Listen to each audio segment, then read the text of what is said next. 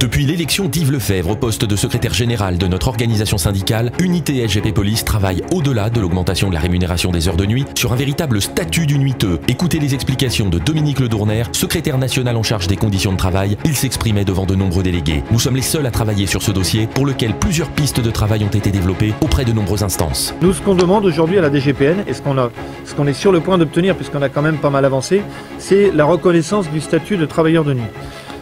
Cette reconnaissance du statut de travailleur de nuit, elle passe par le Code du travail.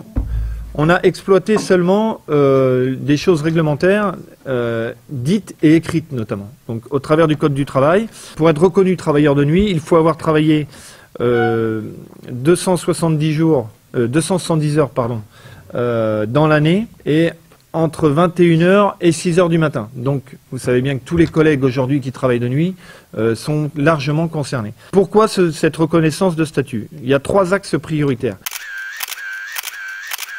Le premier, c'est médical. Aujourd'hui, lorsque vous avez un collègue qui travaille de nuit, pas un seul bénéficie d'un arrêté affecté CSP Intel avec section de nuit. Ça n'existe pas. Celui qui est affecté à Pau ou ailleurs, c'est marqué affecté CSP Pau, point barre. Qui travaille de jour ou de nuit, personne ne le sait, même pas la DG, pour qui nous dit le contraire, mais c'est absolument faux.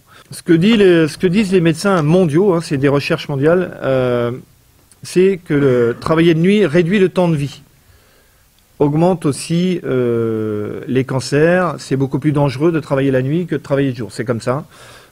Donc, avoir la reconnaissance de ce statut de travailleur de nuit, c'est aussi, lorsqu'un collègue sera malade parce qu'il aura fait trop de nuit, identifié par un médecin, c'est aussi cette reconnaissance d'imputabilité au service. Aujourd'hui, trop peu de collègues qui ont un AVC ou autre parce qu'ils ont derrière eux 10 ou 15 ans de nuit, le médecin dit bah oui, vous avez fait un AVC, vous êtes trop fatigué, restez chez vous et basta. C'est jamais imputable au service.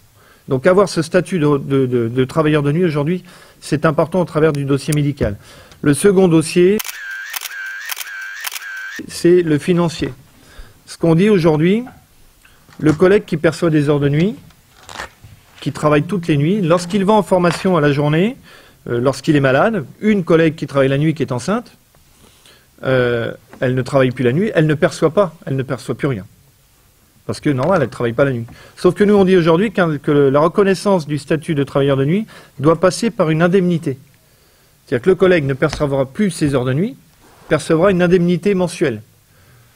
On n'a pas encore ciblé le calcul, mais dans tous les cas, ne sera pas inférieur, enfin notre proposition en tous les cas, ne sera pas inférieure au nombre maximum de nuits travaillées. Donc on est sur un peu plus de 300 €, 350 € par trimestre. Minimum, c'est au moins 150 € par mois supplémentaires. Pourquoi? Parce que ça veut dire que le collègue aujourd'hui qui aura la reconnaissance du statut de travailleur de nuit, qu'il soit malade, qu'il soit en formation, puisque vous savez très bien aussi, c'est que les collègues de nuit qui sont en formation, très peu de formations se passent la nuit. Vous voyez très peu de moniteurs se déplacer à la nuit pour faire une formation.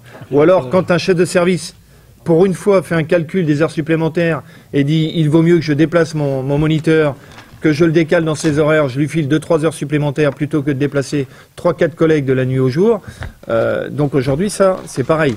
Donc ça veut dire que le collègue qui bosse de nuit ou qui soit malade, qui soit en formation, percevra toujours la même allocation. C'est ça aussi la reconnaissance. Le troisième axe, c'est également de dire, puisque c'est les médecins, c'est pas nous qui l'inventons encore une fois, dire qu'aujourd'hui travailler nuit réduit le temps de vie, eh bien ce collègue doit travailler moins. Alors les médecins aujourd'hui disent que médicalement, au-delà de 5 à 6 années, ça devient dangereux pour un collègue de travailler la nuit. Donc pourquoi pas dire le collègue qui travaille 5 ans la nuit, qui a travaillé pendant 5 ans, pourrait bénéficier d'un trimestre ou de 2 trimestres. Ça, le calcul est à faire. Ça veut dire que le collègue aujourd'hui qui va travailler nuit, qui sera volontaire pour travailler la nuit, pourra bénéficier de mesures complémentaires pour partir plus vite en retraite. Ça aussi, c'est une avancée. Et c'est là-dessus que nous, aujourd'hui, on travaille. Je peux vous dire que Philippe Boussion, qui a travaillé sur le dispositif, qui est à Angers, qui a commencé à faire un peu le tour dans les services de l'Ouest, fait le buzz, fait l'unanimité auprès des collègues de nuit. Parce qu'aujourd'hui, ce qu'il faut savoir, et c'est ça toute l'importance, c'est que pas un seul syndicat ne s'est penché sur les nuiteux. Jamais. Seulement sur les heures de nuit. Ça, c'est les fondations d'une maison. Ça, c'est le premier travail que le chef de service va faire. À partir de cette feuille qui sera remplie annuellement, on va identifier très clairement le collègue qui travaille de nuit et qui sera susceptible d'obtenir ce statut.